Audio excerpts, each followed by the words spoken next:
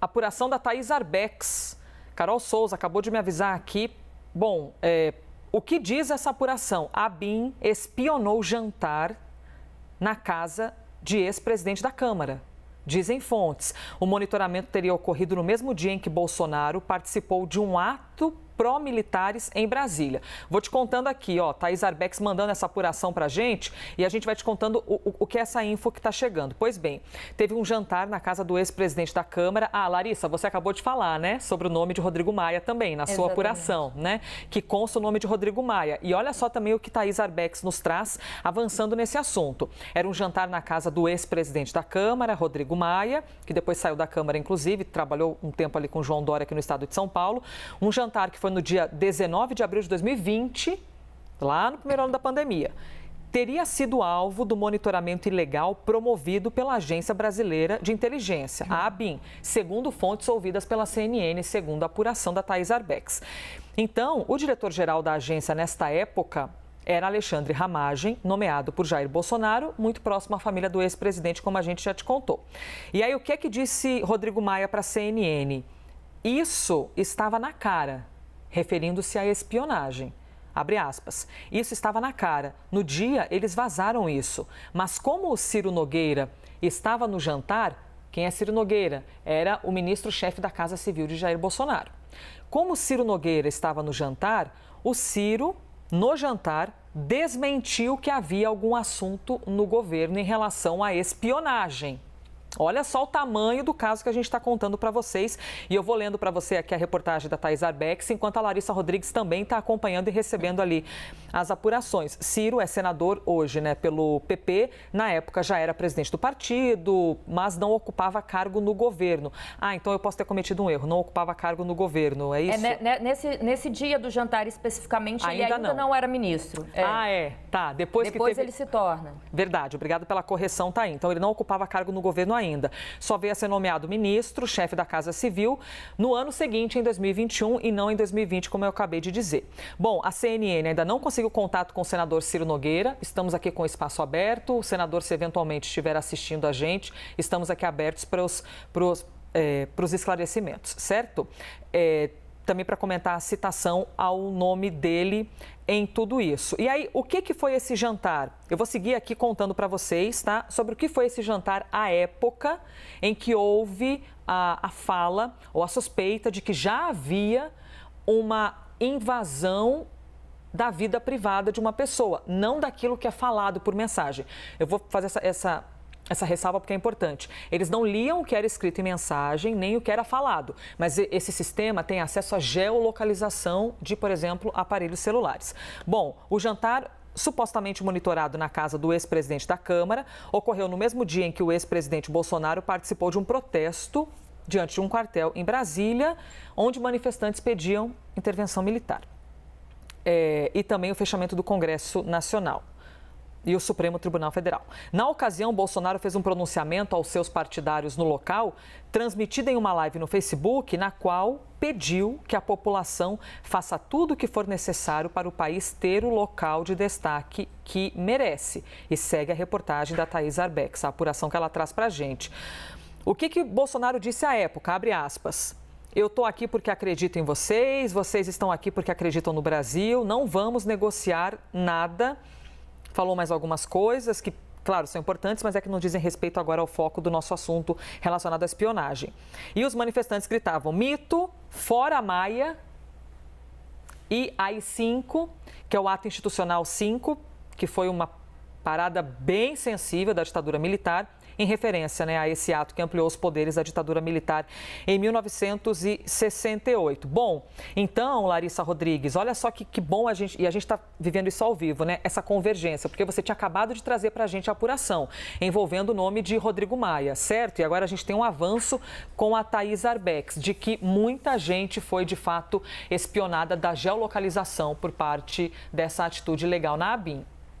O que é importante a gente destacar neste momento dessa data do jantar, onde, segundo a apuração da Arbex, aconteceu esse monitoramento? Foi um momento de crise muito grande que continuou entre o então presidente da Câmara, Rodrigo Maia, e o então presidente da República, Jair Bolsonaro. Foi o momento de pico do início da pandemia, quando o Bolsonaro faz pouco caso da Covid-19 e, inclusive, né, a gente lembra, infelizmente, de detalhes como gripezinha e outros, falando mal contra a vacina. Enquanto o Rodrigo Maia começa a chamar para ele a responsabilidade. Eles tiveram outros atritos, claro, na área econômica, mas eu me lembro bem do Maia chamando, por exemplo, até estava pegando a matéria que eu dei na época, de que não era mais possível aceitar um presidente responsável como Jair Bolsonaro, criticando publicamente o comportamento do ex-presidente. E tanto que, quando o Bolsonaro faz essa live com seus aliados ali,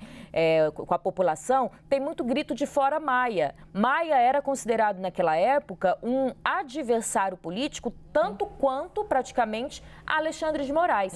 Então tinha ali esse entendimento de que Maia estaria dificultando a vida do então presidente da República no Congresso Nacional. A relação dos dois foi muito difícil enquanto se coincidiu a presidência da Câmara de Maia com a presidência da República por parte de Jair Bolsonaro, mas nessa ocasião específica era muito grande por conta da questão da Covid e por conta da liberação, por exemplo, de ajuda financeira. A gente teve aquela ajuda, né, para quem ficasse em casa, enquanto Bolsonaro reclamava que as pessoas estavam ficando em casa e que isso estaria prejudicando a economia do país. Então foi um atrito muito grande e que então por isso foi tão importante monitorar esse jantar, segundo a gente tem aí a apuração da Thais Arbex trazendo esse contexto histórico. Porque naquele momento, Bolsonaro via em Maia, então presidente da Câmara, um adversário que estava dificultando a governabilidade do então presidente da República. Pois é, então é esse jantar. Rodrigo Maia, que inclusive, depois que saiu da Câmara dos Deputados, e teve muita relevância, né? Ele que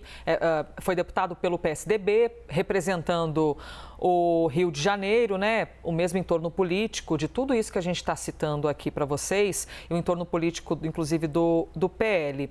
E como ele acabou liderando algo bastante importante dentro do Congresso Nacional, dentro da Câmara dos Deputados, essa figura de presidente da casa.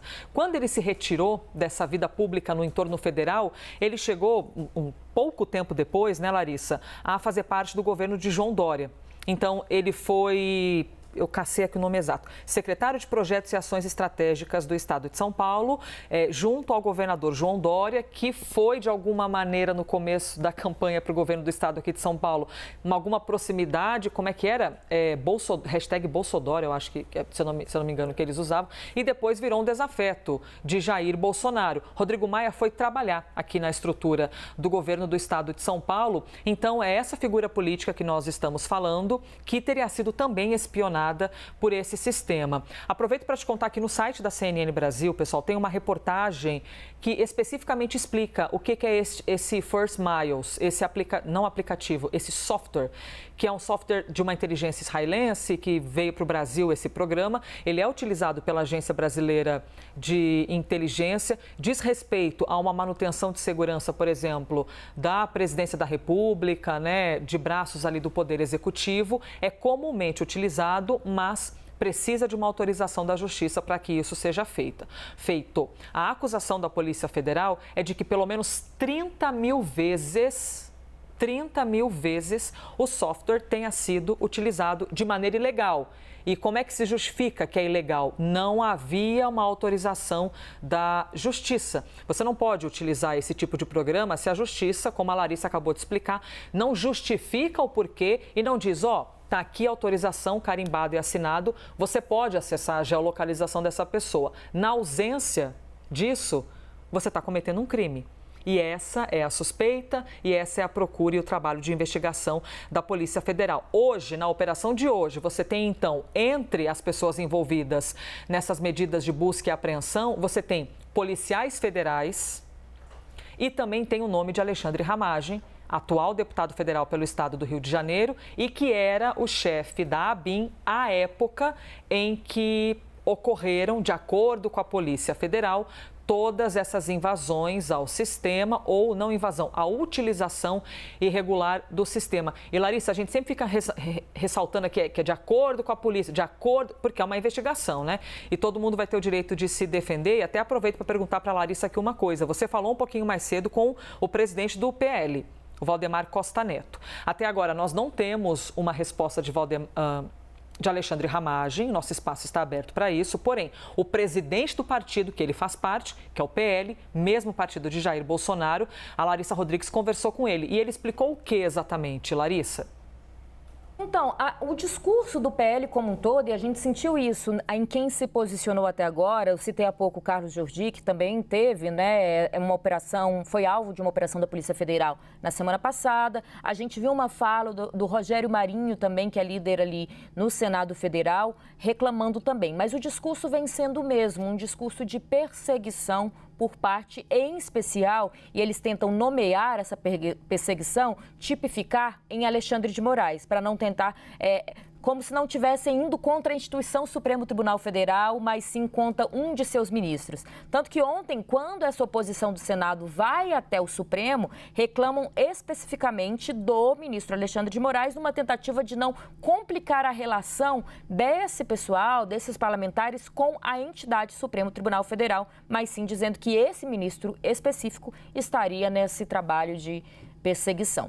E aí, então, o Alexandre de Moraes, eles veem como alguém que estaria complicando e citam essa fala diversas vezes, todos eles, num discurso muito combinado, inclusive o presidente do PL, Valdemar Costa Neto, dizendo que Alexandre de Moraes vem perseguindo, e há também uma tentativa de pressionar o presidente da Câmara, Arthur Lira, como também o presidente do Senado e do Congresso Nacional, ele preside as duas instituições, o Rodrigo Pacheco, dizendo que precisa ter uma resposta institucional do parlamento, de que o Supremo Tribunal Federal estaria interferindo, já que, em especial, essas operações, né, dentro da Câmara dos Deputados não deveriam acontecer, já que é um outro poder. Mas a gente lembra que até para que essas operações aconteçam, de praxe, precisa de uma autorização do Supremo e, normalmente, há uma conversa mais informal entre os presidentes dos poderes, avisando que a Polícia Federal vai até a instituição, nesse caso, a Câmara dos Deputados. E tem esse acompanhamento, a gente viu na imagem ao vivo mais cedo, quando a Polícia Federal ainda estava na Câmara, por parte da Polícia Legislativa, em respeito mesmo, porque quem cuida da segurança interna da Câmara dos Deputados é a Polícia Legislativa, são concursos que acontecem internamente. Então, quando chega a Polícia Federal para adentrar no prédio da Câmara, ela é acompanhada pela Polícia Legislativa, que é quem abre a porta, tem sempre a presença do advogado da Câmara dos Deputados nessa espécie de busca, né? É uma operação de busca e apreensão. Então, nesse respeito e nessa simbologia de que teve uma autorização do Supremo, a Polícia Federal está fazendo o trabalho dela, autorizada por um poder, mas o Supremo também teve a compreensão e o aviso por parte da Câmara dos Deputados. O que eu tenho de informação é que não há nenhuma expectativa de que Lira, por se tratar de deputados, e nem Pacheco, enquanto presidente do Congresso, partem e aceitem e peguem para si essa briga. Vai continuar uma gritaria, uma reclamação da oposição como um todo dentro do Congresso, em especial parlamentares do PL, mas não devem ter críticas, muito menos críticas muito alteradas, por parte dos presidentes dos poderes, dos presidentes do Congresso. Nosso espaço está aberto aqui, né? Nosso trabalho jornalístico diz respeito à nossa missão. Todas as pessoas citadas têm, evidentemente, aqui o espaço aberto para posicionamento. Alexandre Ramagem, por enquanto, não houve um posicionamento. Também procuramos a assessoria do ex-presidente da República, Jair Bolsonaro, para comentar essa operação, mas ainda não tivemos um retorno. Larissa Rodrigues, baita trabalho, hein? Eu vou te tirar desse cárcere privado, que é ficar nesse quadradinho aqui comigo. Para você respirar só um cadinho, para você também respirar um pouquinho e apurar e receber mais informações a respeito dessa notícia que nós estamos comentando aqui com vocês e compartilhando ao vivo na CNN Brasil.